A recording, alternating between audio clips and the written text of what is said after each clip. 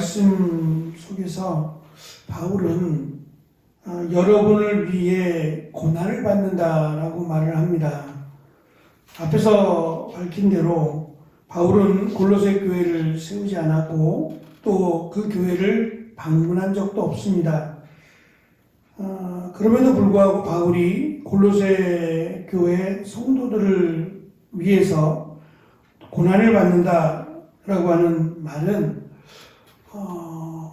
그들 대신 그들이 짊어져야 될 그 고난을 바울이 대신 짊어지고 있다라고 하는 이런 의미보다는 지금 이어지는 말씀에서 자신의 몸인 교회를 위해 그리스도께서 고난을 당하신 것처럼 그리스도의 몸인 교회를 위해서 고난을 당하고 있는 것, 이것이 지금 골로새 성도들에게 내가 너희를 위하여 고난을 받는다라고 말한 이유입니다. 다시 말하면 바울이 볼 때에 하나님의 교회 또는 그리스도의 몸된 교회는 다 하나의 공동체로 각기 떨어져 있는 교회에 기도하지만 또는 반대로 모든 교회, 그리스도를 몸된 교회로 하는 모든 교회는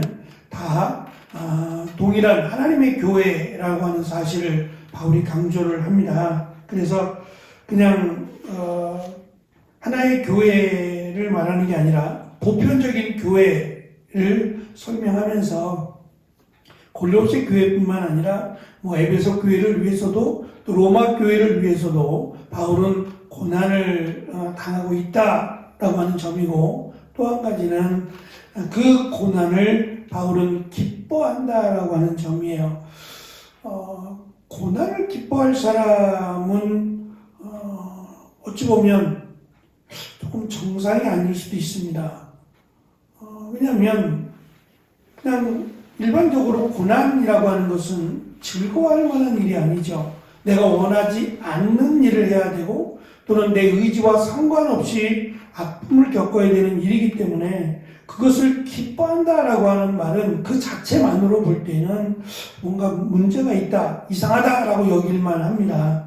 그러나 바울이 말한 고난이라고 하는 것은 자신의 잘못으로 인한 결과로서의 고난이 아니라 예수 그리스도를 위해서 복음을 전하면서 만들어진 고난을 의미합니다. 이 고난은 바울뿐만 아니라 역사를 통해서 예수 그리스도를 믿는 많은 사람들이 겪어야 했습니다.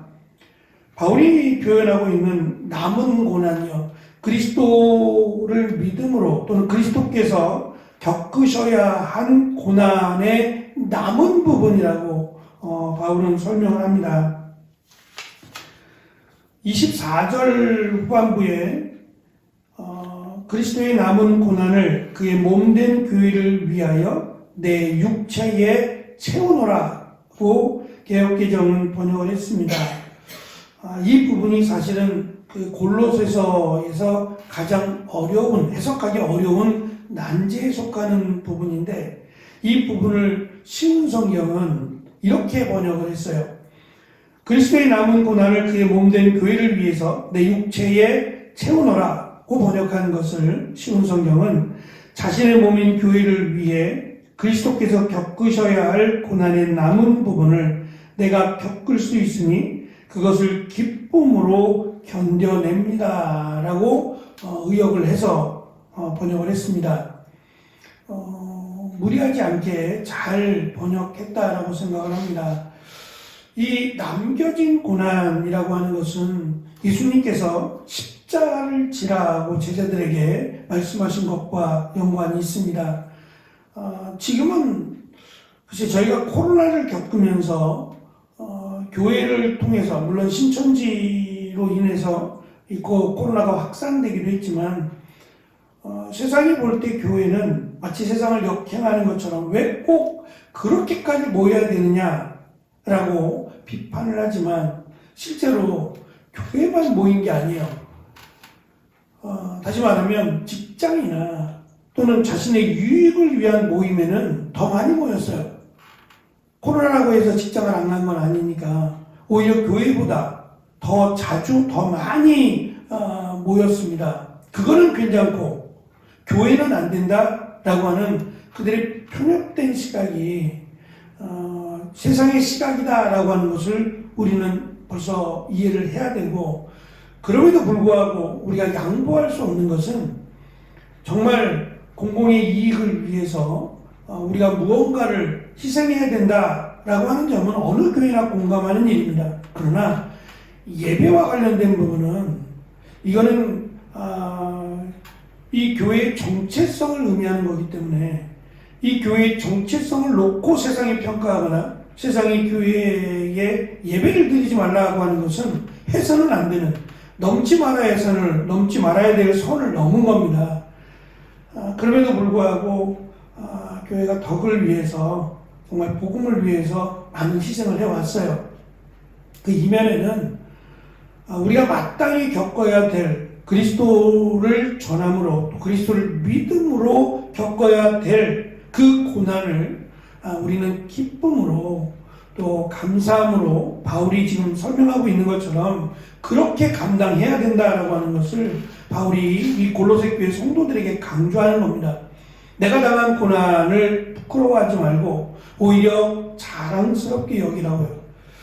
바울이 당한 고난, 그 고난이 예수 그리스도께서 당한 고난과 비교할 수는 없습니다만, 예수 그리스도께서 당한 고난을 바울이 닮아가고자 했고, 또 골로새 교회 성도들도 그 고난을 예수 그리스도께서 당한 고난, 또 바울이 당한 고난, 그 고난들을 닮아가려고 노력을 해야 된다는 겁니다. 그것을 남은 고난이라고 표현을 했습니다. 우리가 살아가면서 겪게 될, 예수 그리스도로 인해서 겪게 되는 고난은 그리스도께서 우리에게 남겨주신 고난이라고 하는 설명입니다. 복음의 종으로, 복음의 일꾼으로 바울은 골로새 교회를 위해서 고난도 마다하지 않고 힘을 다하여 수고를 하고 있습니다. 그리고 그 고난의 수고를 기뻐하며 자신에게 맡겨진 특별한 역할이 하나님의 말씀을 숨김없이 전하는 것이라고 바울은 설명합니다. 쉬운 성경에 의하면 숨김없이 전하는 것이라고 번역을 했고, 개역개정 성경은 하나님의 말씀을 이루려 함이라고 번역을 했습니다. 하나님의 말씀을 숨김없이라고 하는 말은 남김없이 또는 모자람이 없이를 의미하는 겁니다. 성경 말씀이 우리에게도 다 이해가 되는 건 아닙니다. 이해하기 어려운 말씀도 있고, 또 이 말씀만 가지고서는 해석하기 어려운 부분도 없지 않아 있습니다.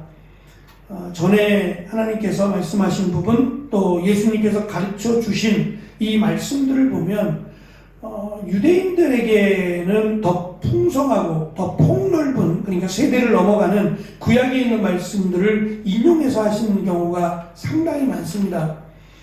그러니까 그러한 내용들은 우리가 이 문자적으로만 볼 때 해석하기는 참 어려운 부분이 많습니다. 그래서 이단들이 말씀을 가지고 장난하는 것도 그냥 자기들이 이해하기 좋은 쪽으로, 자기들이 말하고자 하는 쪽으로 이해를 하기 때문이에요. 그러니까 이런 것들을 통해서 바울은 정확하게 이 말씀이 무엇을 의미하는지를 바르게 숨김이 없이 남김없이 전해야 한다라고 하는 것을 지금 강조하고 있습니다. 바울만이 아니라 복음을 맡은 자라면, 이 복음을 전해야 될 사명을 맡았다면 이 부분에 대한 사명의식을 가지고 어떻게 하면 제대로 정확하게 전할 수 있을까를 고민해야 된다고 생각합니다. 지금 목사님들과 함께 공부한 지가 벌써 5년 가까이가 되어 갑니다.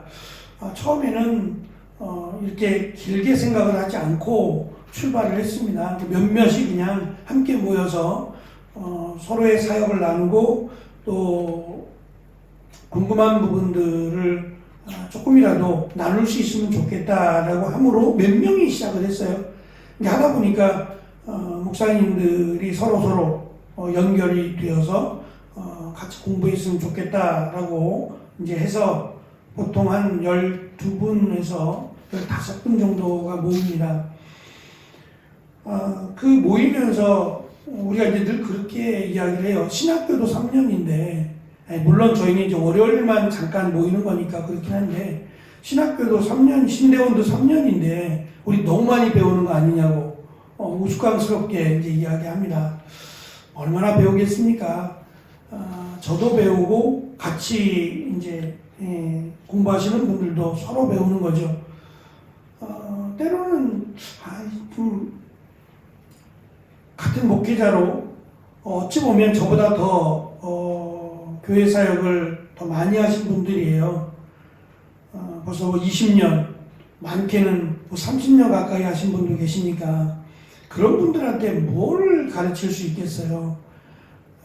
그럼에도 불구하고 그분들이 참여하는 것은 목회적 경험 때문이 아니라 이 하나님의 말씀을 이해하고 해석하는 것이 어렵다라고 하는 공감대 때문이에요. 나이가 들어도 또 목회를 오래 해도 여전히 하나님 말씀이 어렵고 하나님 말씀을 바르게 전해야 한다라고 하는 부담이 누구에게나 있기 때문입니다.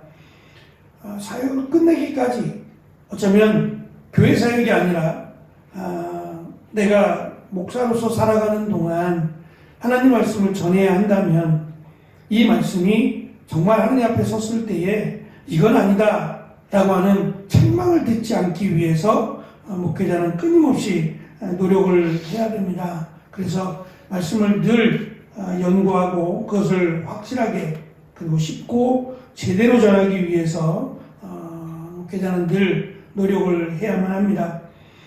그래서 내 교회뿐만 아니라 모든 그리스도의 몸된 교회에 유익이 되도록 힘써야만 합니다. 그런 부분에서 유튜버라고 하는 이 도구가 굉장히 유용하기도 합니다. 많은 분들이, 많은 또 사역을 감당하시는 분들이 이렇게 저렇게 많은 좋은 내용들을 이렇게 공개하고 또 제공하려고 애쓰기 때문이죠.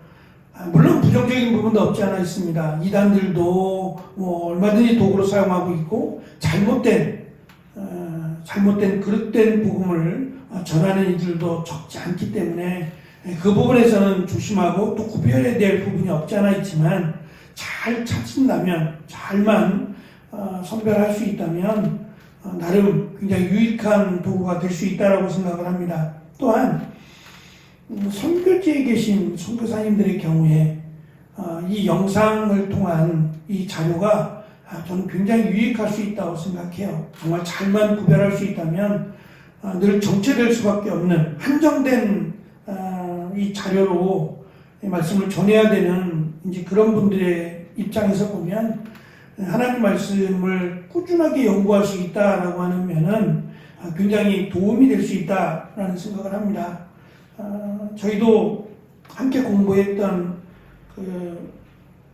선교사님 한 1년 동안 같이 이제 공부하시고 안식년이 끝나서 다시 돌아가신 선교사님하고는 지금도 계속 그분도 그쪽에 아마 시간이 저녁 한 10시 정도 되는 것 같아요. 우리나라가 거의 12시간 정도가 차이 나는 것 같은데 저희가 10시에 시작을 하니까 선교사님이 끝나고 나서 이제 잡니다라고 말하는 걸 보면 거의 늦은 저녁 시간이 되는 것 같아요. 근데 그 시간에 그분도 함께 들어와서 실시간으로 함께 참여해서 함께 지금도 공부하고 있습니다. 그 부분은 정말 개인적으로 참 고맙다라는 생각이 들어요. 공부하고자 하는 마음 그리고 사역을 저희가 뭐 어떤 기술을 가르쳐 주는 게 아니니까 그런 부분이 아니라 말씀을 바르게 전해야 된다라고 하는 그 마음 자체가 너무 고맙고 귀하다라고 생각을 합니다.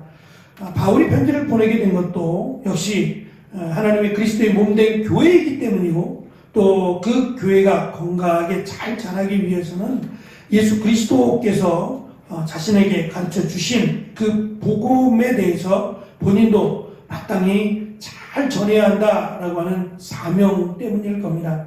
물론 바울은 그들을 위해서 늘 기도하겠지만 바울이 해야 될 가장 중요한 사역은 하나님의 말씀인 이 그리스도의 복음을 제대로 확실하게 전하는 것이야말로 바울에게 맡겨진 사명으로 바울은 생각을 하고 있어서 끝까지 자신의 사명이 끝날 때까지 이 일을 감당하기 위해서 또는 모든 교회를 위해서 바울은 이 사역을 감당하겠노라고 지금 고백하고 있습니다. 우리도 우리 교회뿐만 아니라 그리스도의 몸된 모든 교회를 위해서 또한 기도하고 그 교회들이 건강하게 말씀 가운데 잘 자랄 수 있도록 기도해야 될 사명이 있다라는 생각을 가져봅니다. 반대로 큰 교회의 입장에서는 작은 교회도 그리스도의 몸된 지체라는 것을 기억하고 그 작은 교회들을 함부로 대하는 그런 어리석은 일이 없도록 또한 주의를 해야 되리라 생각을 합니다. 그리스도의 몸된 교회로 건강하게 말씀 가운데 잘 자라가는 또 그리스도의 남은 고난을 우리가 감당하고자 하는 마음으로 나아가는 귀한 또 오늘이 되어지기를 축원합니다. 기도하겠습니다.